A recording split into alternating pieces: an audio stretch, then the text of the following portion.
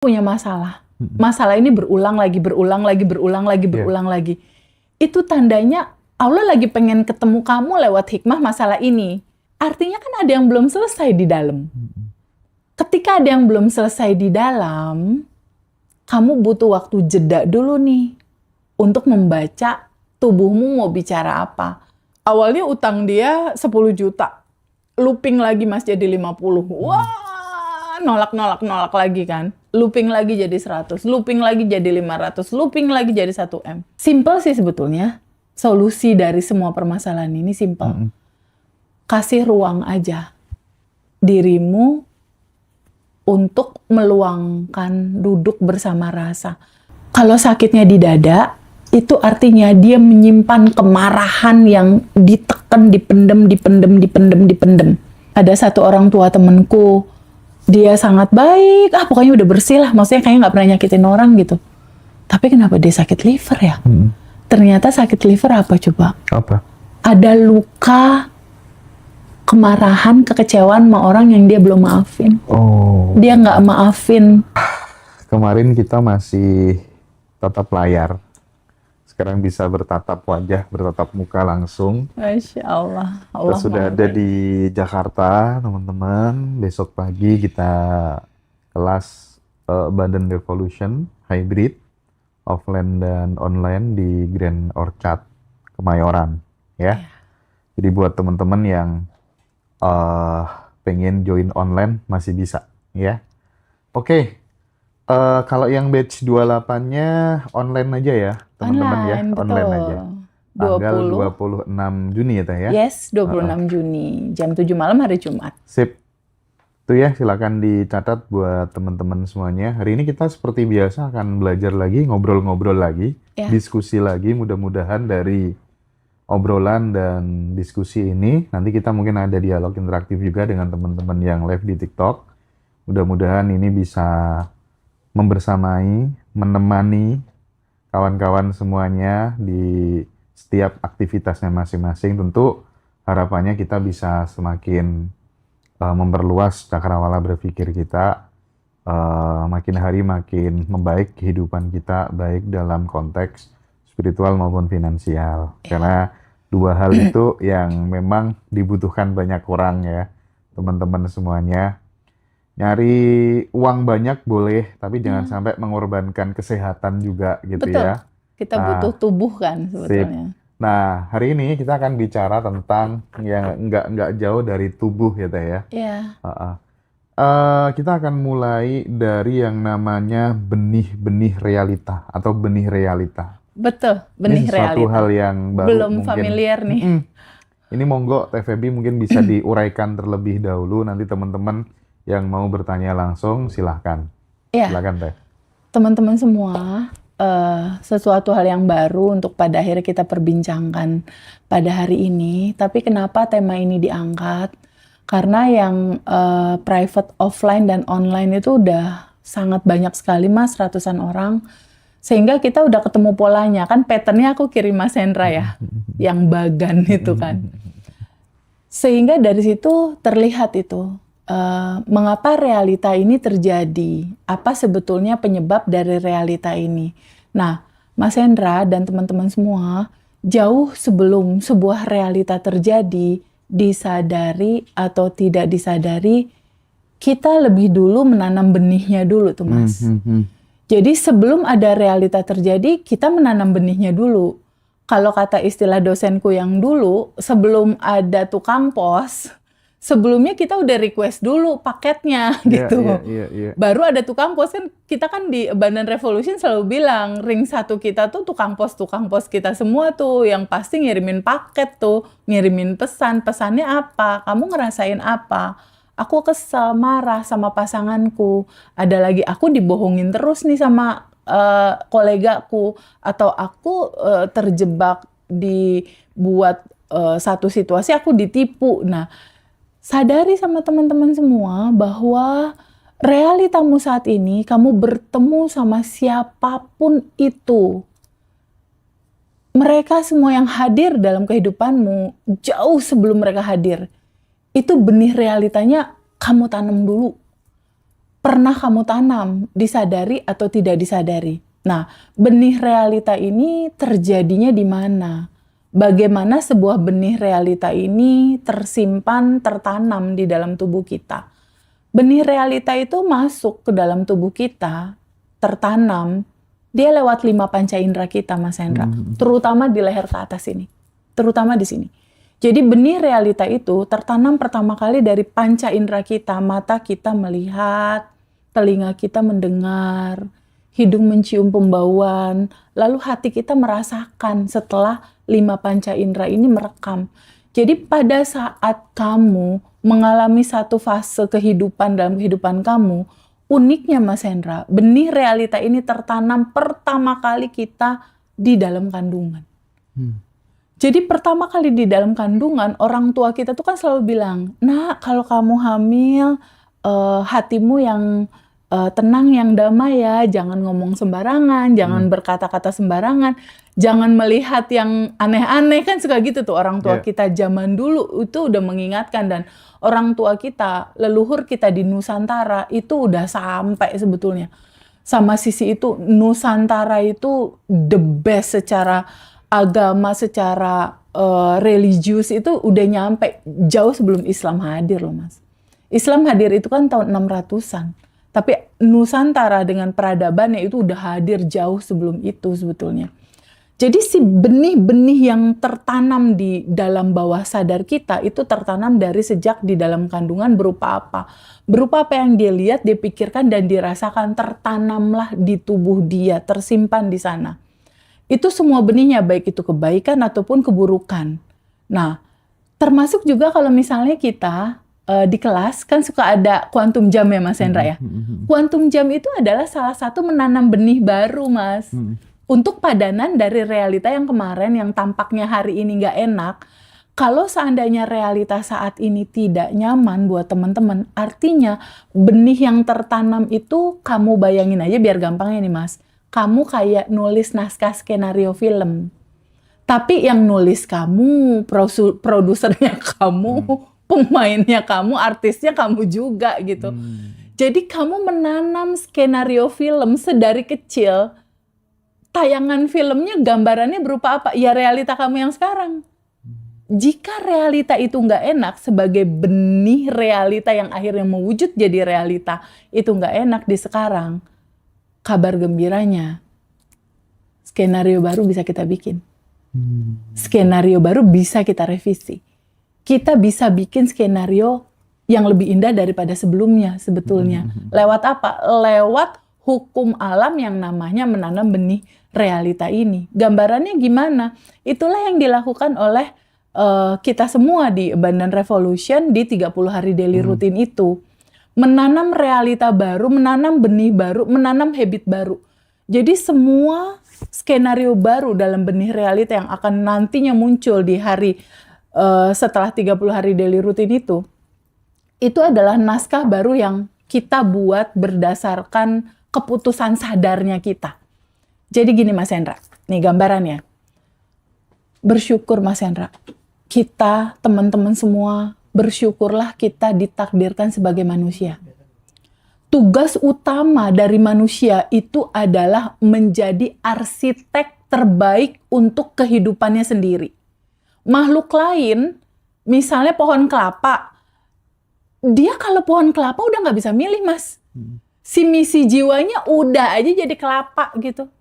Pohon jagung, misi jiwanya udah aja jadi itu. Kera ya misi jiwanya jadi itu.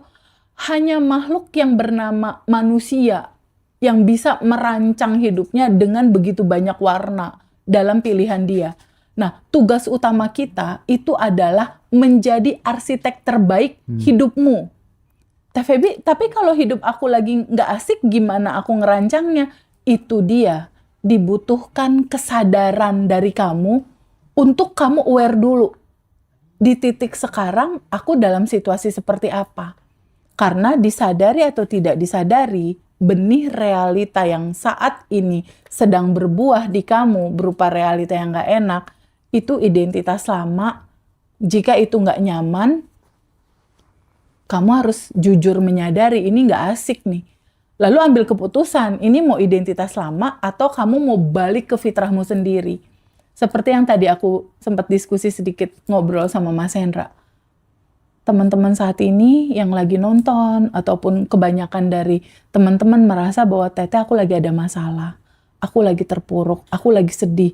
Masalah nggak selesai-selesai. Pelajari dan pahami bahwa itu adalah panggilan untuk pulang. Masalahmu itu panggilan dari Tuhan untuk kamu bertemu Dia dalam kesadaran. Itu mungkin bisa didetailkan lagi gitu Teh. Maksudnya kadang kan teman-teman yang baru bergabung gitu masih bingung gitu. Pulang kemana Teh? Konkretnya bertemu Tuhan tuh seperti apa gitu kan? Ya, Itu maksudnya. gini intinya. Kamu punya masalah. Masalah ini berulang lagi. Itu tandanya Allah lagi pengen ketemu kamu lewat hikmah masalah ini. Ketika masalah ini terjadi lagi, artinya kan ada yang belum selesai di dalam. Ketika ada yang belum selesai di dalam, kamu butuh waktu jeda dulu nih untuk membaca tubuhmu mau bicara apa. Aku kelelahan, aku capek, aku sedih. Ketika kamu bertemu kesedihan yang terus-menerus hadir dalam kehidupanmu, kamu harus memahami bahwa kamu hidup bukan buat kayak gini loh. Bukan. Kamu diciptakan bukan untuk resah, cemas, takut, khawatir kayak gini, bukan. Mulai hari ini, coba pelan-pelan menyadari bahwa fitrahmu itu adalah makhluk cahaya. Itu maksudnya Mas Hendra. Fitrahmu adalah entitas tanpa batas. Fitrahmu adalah makhluk cahaya. Maksudnya gimana Teteh? Substansi intinya gini. Awal dari segala awal, sumber dari segala sumber itu kan Sang Maha yang satu itu, mau apapun nama itu kita sebut ya Mas. Yeah. Dia adalah cahaya di atas cahaya, dia adalah sumber daya kehidupan. Ya, sumber daya kehidupan ini berupa cahaya di atas cahaya, nur ala nur lah kalau kata istilah kita. Dia memercik, jadi percikan-percikan ruh dibungkus di tubuh Mas Hendra nih, percikan ruhnya ada di tubuh Mas Hendra, ada di tubuh aku, ada di tubuh teman-teman.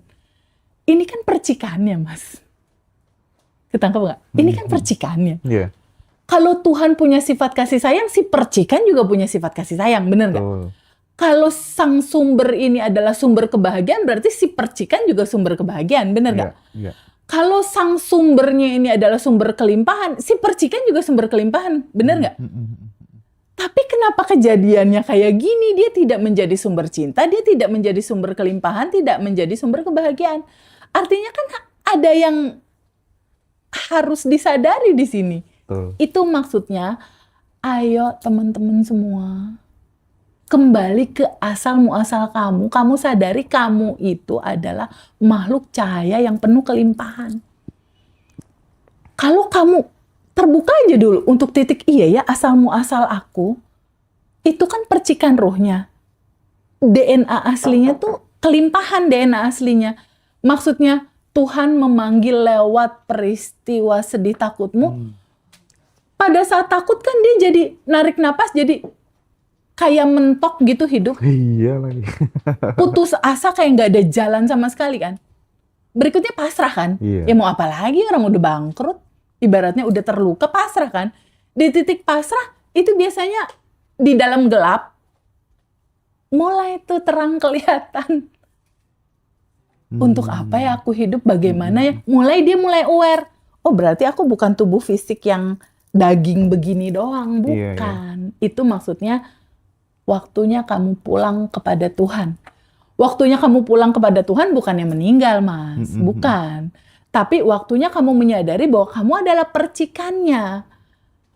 Mas Hendra dan aku hadir di momen kali ini dalam visi jiwa yang kita ingin menyampaikan ke teman-teman di dalam situasi apapun yang saat ini teman-teman rasakan. Ada secercah cahaya harapan loh di dalam dirimu. Itu. Dalam ketakutanmu, dalam kebingunganmu, dalam resahmu, Allahnya ada loh di dalam dirimu. Itu Mas yang mau dibilang di kelas tuh. Oke. Allahnya ada loh di dalam dirimu, bentuknya percikan. Ada loh. Itu loh yang harus kamu melek. Ini bangunin yuk. Yuk kita hidup bersama sang cahaya ini yuk. Dimana dia membawa solusi, dia membawa segalanya.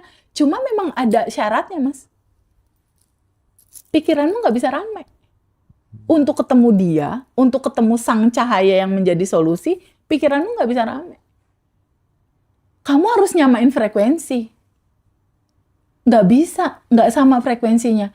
Jadi ini gak ada jalan Mas sebetulnya. Gak ada jalan di luar, gak ada solusi di luar. Karena tubuh kita cuma punya 2 pilihan. Ketika realita datang, mau kamu tolak, kamu dorong, aku nggak mau, aku nggak suka, dia yang salah. Mau kamu blame, mau terus aja kamu tolak, atau kamu terima. Kenapa diterima? Perjalanan hidup kita kan udah cukup panjang nih Mas.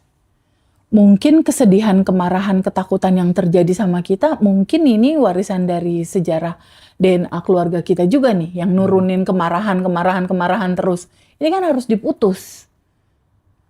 Ketika ini hadir untuk kamu selesaikan dengan cinta, lalu kamu menolaknya, datang lagi dia. Ditolak lagi, datang lagi dia. Lama-lama kamu capek. Iya bener. Karena nyelesainnya bukan dengan menolak. Dengan melihat bahwa, oke, aku adalah jiwa. Jiwa ini kan memang defaultnya jadi ruang suci untuk merasakan semua spektrum rasa. Terus kalau defaultmu memang jiwa ruang Mas Hendra untuk merasakan semua spektrum rasa, defaultmu udah begitu, terus kamu tolak, kamu berantem Mas sama diri kamu sendiri itu. Iya, nggak selesai Mas. Sampai pada akhirnya kamu mentok, akhirnya nyerah juga. Mending dirasakan aja, sensasinya kayak apa, dirasakan utuh ya. Telan semua gitu aja ya. Pada saat peristiwa nggak enak terjadi, duduk dulu aja untuk, oke, ini kemarahan, ini kesedihan. Sadari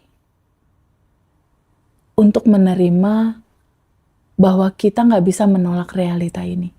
Kamu duduk untuk menyadari, menerima bahwa kehidupan ini adalah keutuhan. Ada siang, ada malam.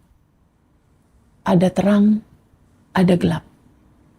Ada siang aku terima sinar matahari datang, berikutnya malam, gelap. Aku juga harus terima. Karena keutuhan Mas Hendra.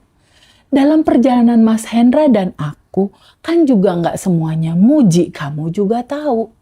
Dalam perjalanan aku, nggak semuanya TVB keren, materinya bagus lah. Enggak Mas, banyak juga aku dibilang guru palsu lah, murid palsu, guru palsu, dan lain-lain. Ya itu semua cinta aku lihat Mas. Kenapa? Yang muji kebahagiaan, kebaikan, rasa nyaman, ini cinta. Yang ngefitnah, ini kan balancingnya. Atau yang ngejelekin, ini kan penyempurnaan. Ini kan keutuhan. No problem gitu. Jadi sadari bahwa realita yang gak enak-enak ini, semakin kamu tolak, semakin tolak, dia gak selesai-selesai. Ketika kamu menolak, dia balik loh Mas. Jadi pada saat kita nolak, energi kita 10, dia 25 loh. Ngehantem kita. Itu mah kisah nyata banget dari sahabat aku Mas. Awalnya utang dia 10 juta. Looping lagi Mas jadi 50. Wah, nolak lagi kan. Looping lagi jadi 100, looping lagi jadi 500, looping lagi jadi 1M. Sampai pada akhir dia duduk untuk nerima, lalu dia gali akar. Iya ya, aku pernah punya luka. Gali, duduk. Simple sih sebetulnya. Solusi dari semua permasalahan ini simple. Kasih ruang aja dirimu untuk meluangkan duduk bersama rasa.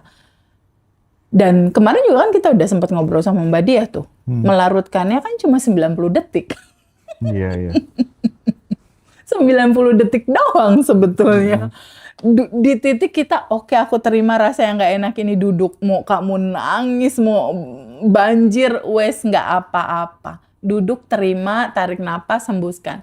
Nah, cuma uniknya di slide yang mau kita bagikan besok ini, ternyata aku terkaget-kaget sama materi yang David Hoskin itu. Indikator tentang force and power itu, dia ukurannya adalah sistem syaraf tubuh yang menegang dan tidak menegang. Jadi ternyata semua lapisan dapan emosi itu dia tersimpan di susunan syaraf tubuhmu. Kepala, di leher, di dada, di tulang belakang, di sendi-sendi tangan, di perut. Dia tersimpan di situ. Stag energinya di situ. Iya, iya. Energi itu apa? Energi itu adalah perasaan yang kamu tolak, kamu tolak, kamu tolak, kamu tolak. Itu energi yang terekam, tersimpan, stuck, nggak mengalir gitu. Karena naturalnya energi itu seperti air. Dia harusnya ngalir, lalu udah ngalir gitu. Sama prinsipnya gini, kalau di kelas kan aku selalu bilang gini, Ibu Lia, lapisan dapan emosi, izinkan kamu sadari, izinkan kamu terima. Sama aja kayak Bu Lia, atau Mas Hendra sepatunya kanan kiri atau kanan kanan. Kanan kiri teh, ya itu kanan kamu terima, kiri kamu terima. Iya. Kan nggak bisa juga kita bilang, Teh Feby aku maunya siang terus karena siang terang teh. Aku nggak mau malam gelap. Kan nggak bisa, Mas. Oke. Gitu. Nah, sekarang mungkin biar ada contoh konkret ya. Kalau kemarin aku kan sempet tanya, Teh, kalau andai kata anaknya Teteh begini, sikapnya Teteh bagaimana? Nah, Ya, itu kan jawaban-jawaban seperti itu kan langsung gampang sekali terdelivery ke teman-teman semuanya dan Ya. itu inspiratif dan menggerakkan gitu.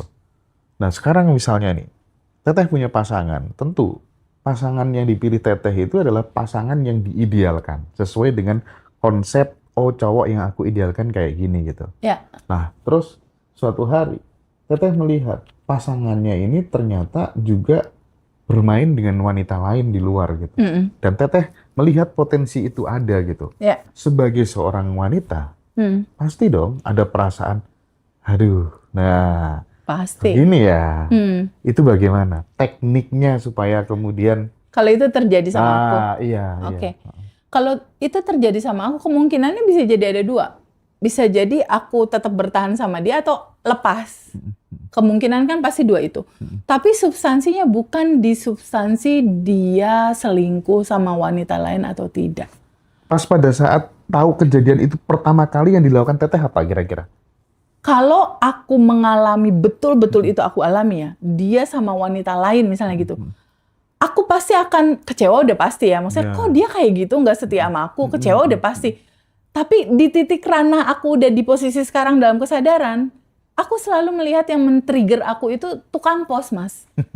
Jadi aku selalu melihat, ini kok aku ke-trigger rasa cemburu, misalnya kesel, misalnya kecewa, misalnya kayak gitu. Ini ada paket rasa, ada pesan rasa yang terkirim nih. Allah lagi mau ngomong sama aku lewat ring satu aku ini. Aku duduk dulu. Dalam cerita case yang lain, bukan judul itu, aku juga sering banget, Mas, mengalami itu. Dan di titik itu aku nggak ngeblame kamu begini, kamu begitu. Aku cukup, kayak gitu, oke. Kasih jeda dulu gitu. Biasanya aku gitu, kasih jeda dulu sehari 2 hari. Kamu introspeksi, aku introspeksi gitu. Ya. Kalau aku Nggak langsung reaktif gini-gini nggak ya? Enggak. Jadi biasanya kalau misalnya ada apa-apa, aku tuh selalu pertama pasti nanya, kenapa begini, kenapa begitu? Oh ya udah, oke ya, kita tolong kasih aku jeda dulu waktu 2 hari aja, aku mau rilis. Aku bilang gitu. Ya udah, Indri paling tahu tuh. Kalau kan kita serumah ya. Kalau di kamar misalnya aku there's something problem with me, aku duduk, aku merecall lagi rasa yang barusan aku terima. Ini rasanya apa? Aku duduk. Terus aku ngomong, ya Allah yang maha baik, ini sedih banget. Misalnya kayak gitu. Diakui ya? Iya, aku sedih, aku terluka, aku kecewa misal kayak gitu ya. Sedih banget ya Allah, rasanya sedih. Aku paham bahwa ini adalah pantulan. Itu kan cermin. Iya. Aku paham itu adalah pantulan, aku tahu ini akarnya dari batinku sendiri yang belum selesai. Lalu aku tanya, Ya Allah yang maha baik, tolong kasih tahu aku, ini akarnya yang mana ya yang belum selesai? Kok masih ada pantulan? Aku diem. Di situ aku diem. Kalau aku ya, nggak tahu kenapa, memori naik, Mas. Naiknya itu di peristiwa papa mama cerai. Waktu itu mama bilang mau ikut mama atau nggak mau ikut papa. Akhirnya aku sama Boyke nggak ikut mama, nggak ikut papa. Tapi satu momen tertentu si memori itu keluar pada saat, jadi pas aku merem, aku ngelihat Feby kecil di depan pintu kamar mama papa. Sedangkan waktu itu papa udah nikah lagi. Tapi aku masih pengen dikelonin gitu. Jadi aku diri di situ, aku nangis di situ. Oh rasanya sama kayak gini. Nah di titik rasa itu aku flashback lagi. Aku duduk lagi di sini. Aku bilang, aku terima rasa ini. Aku terima ini kisah hidup aku. Aku harus mengalami semua rasa ini yang terpantul di sini. Aku terima. Aku ikhlas menerima. Lalu aku diem. Di situ air mata turun. Tapi air mata turun. Terus lalu aku pakai napas aja, Mas. Jadi karena aku udah ngerti ada susunan syaraf di tubuh yang stuck energinya di situ, aku diem, aku susuri lah gitu di kepala ada susunan syaraf. Cuma pakai napas doang. Aku narik udara atau energi kelimpahan cinta. Lalu aku bayangin di dalam diriku tuh ada awan hitam kemarahan, kesedihan, kekecewaan. Lalu aku hembuskan. Terurai, ikhlas. Lalu aku tarik napas lagi. Itu sampai aku tenang. Itu kayaknya sekitar 2 kali, 3 kali prosesi, 2 set, 3 set lah gitu. Lalu aku diem, terus aku cek lagi. Udah lebih tipis. Dari 100% masih ada nih sisanya 50, duduk lagi. Gitu aja, terima. Terus, udah kayak gitu. Setelah itu ya udah aku cuma ngomong ke dalam, ya Allah yang maha baik. Dia yang terbaik buat aku. Tolong kasih clue. Jika dia yang terbaik, hati aku tetap ke dia. Kalau jika enggak, ya aku tahu pasti hati ini juga nolak untuk menjauh. Gitu. Jadi aku selalu biasanya dalam situasi apapun dan judul apapun itu selalu tanya ke dalam. Nanya terus ke dalam. Tolong kasih aku clue, tolong kasih aku clue, tolong kasih aku clue. Setelah rilis tapi ya, rilis baru aku nanya. Tapi biasa-biasanya ya akhirnya membaik lagi aja seperti biasa gitu. Kayak gitu. Oke. Menarik. Mudah-mudahan teman-teman juga bisa meng-copy paste gitu ya. Iya, tapi ngomong-ngomong soal ini Teh, aku kan kebetulan akhir-akhir ini mulai mempraktikkan ke anak-anak yang masih muda-muda, tetangga-tetangga gitu ya. Aku ajarin gimana caranya teknik untuk melipat gandakan sumber income, gitu kan. Kalau di Badan Revolution kan itu diajarkan. Ya, ada di kelas Jadi itu. buat teman-teman besok pagi jam 8, offline dan online, salah satunya nanti teman-teman akan dapat materi itu. Yes, materi betul. itu seru sekali, karena nanti teman-teman atensinya akan benar-benar diarahkan. Peluang. Iya, ke peluang, ke passive income, supaya bertambah gitu. Dan itu teman-teman akan inward looking gitu ya, akan melihat ke dalam gitu ya. Besok pasti seru. Dan ternyata Teh, meskipun mereka nggak pernah ikut kelas gitu ya, mereka mulai Teh. Iya. Mas, aku sudah 4 sekarang Mas. Wow. Ya, kayak gitu. Wow. Nah, hal-hal kayak gini ternyata pentingnya kita bersahabat dekat, punya teman dekat. Itu kayaknya yang disebut copy data yang paling efektif tuh kayak gitu deh. Betul. Nggak cukup hanya dengan ketemu terus foto berdua gitu ya. Kalau nggak ada keterhubungan, ya, atensi kita nggak connect terus ya bagaimana gitu kan. Betul. Jadi memang penting sekali kalau kita mau merubah identitas, itu pertama tentunya keputusan diri dulu nih. Kita dalam diri yang dalam kesadaran kekurangan, ketakutan, atau kelimpahan. Kembali lagi yang tadi aku bilang, teman-teman biar gampang deh, pahami aja bahwa sejatinya kamu adalah percikan ruhnya, kamu makhluk cahaya. Maksudnya, penderitaanmu adalah indikator kamu dipanggil untuk bertemu sama Allah, maksudnya itu begitu. Itu termasuk sakit juga ya Teh ya? Iya, termasuk sakit. Nah, kembali ke masalah sakit nih. Teman-teman coba tanya Mas di live TikTok, ada yang lagi sakit nggak? Ada yang lagi sakit nggak? Ada yang lagi sakit nggak? Semua. Ada yang punya sakit GERD ada nggak? Coba jawab di live TikTok.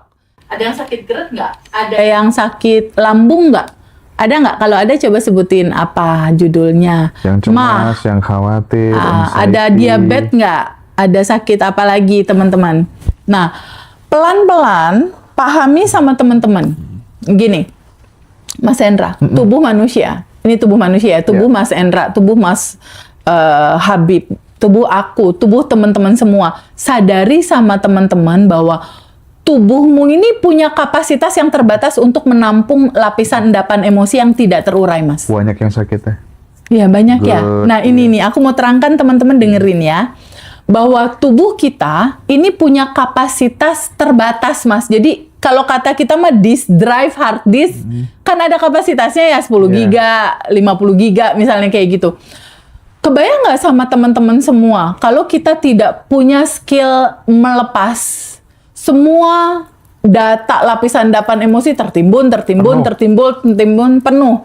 Nah, ketika kamu sakit GERD, itu artinya GERD diabetes. Udah muncul nih penyakit di tubuh nih, udah kerasa nih asam urat nih. Mau sholat, jalan aja sakit, jalan aja kelelahan kronis misalnya.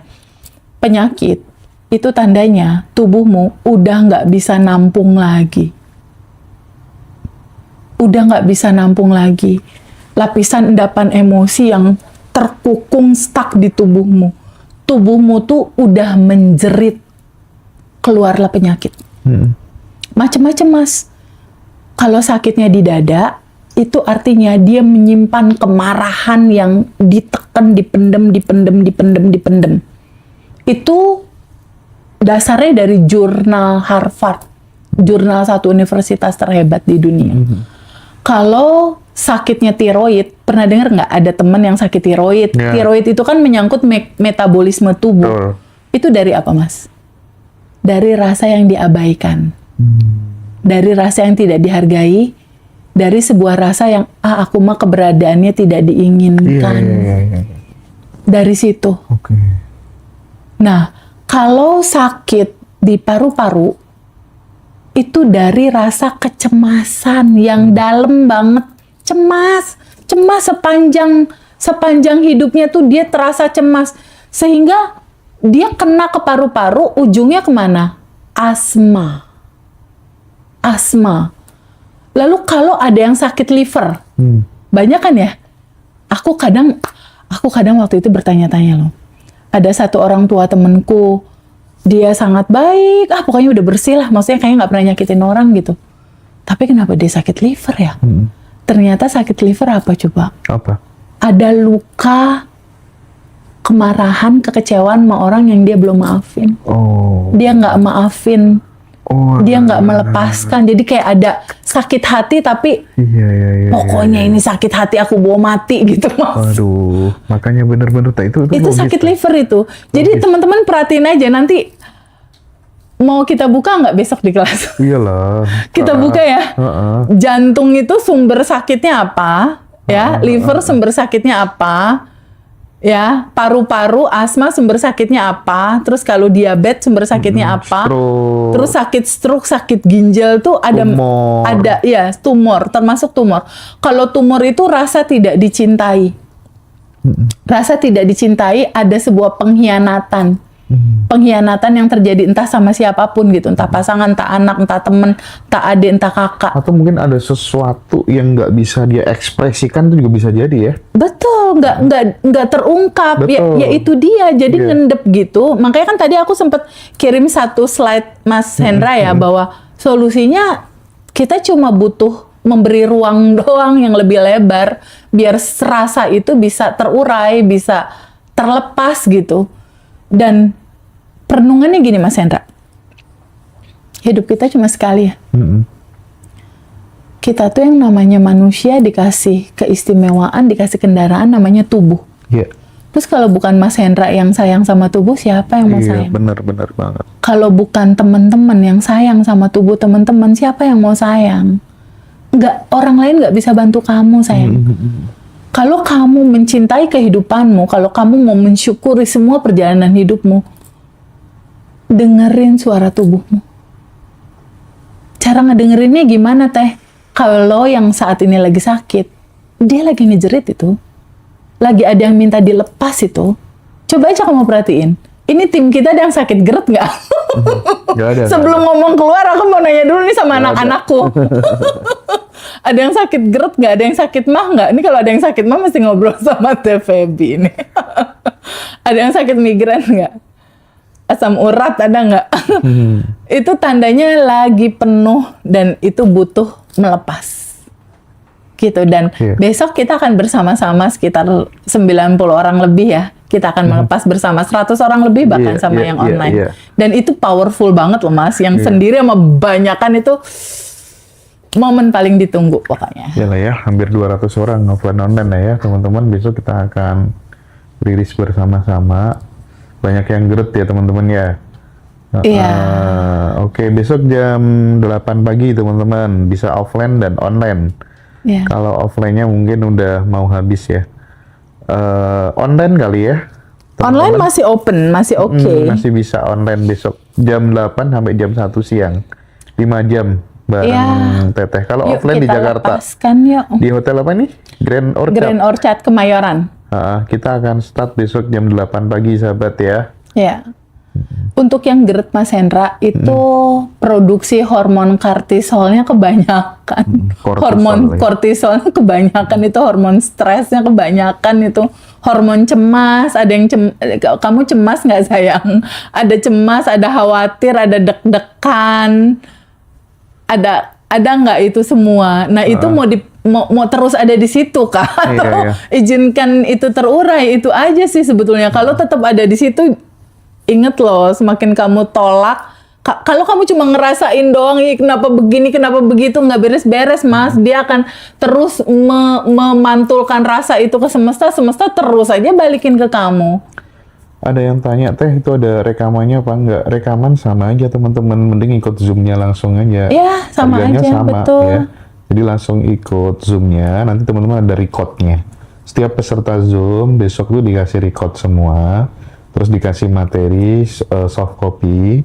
Tapi kalau teman-teman yang datang offline dapat record, dapat 3 buku ini ya. Dapat 3 buku itu juga, dapat materi hard copy juga gitu ya. Jadi terus bisa kontak-kontak sama Teh Feby juga. Hubungi Mbak Dara itu nomornya udah dicantumkan. Yang mau tanya silakan langsung hubungi Mbak Dara aja ya teman-teman ya. Di Surabayanya kita jeda dulu guys. Nanti ya akhir pekan minggu depan kita di Jogja. Kita ke Jogja dulu aja nanti ya. Sama Bosman, sama Mbak Manda.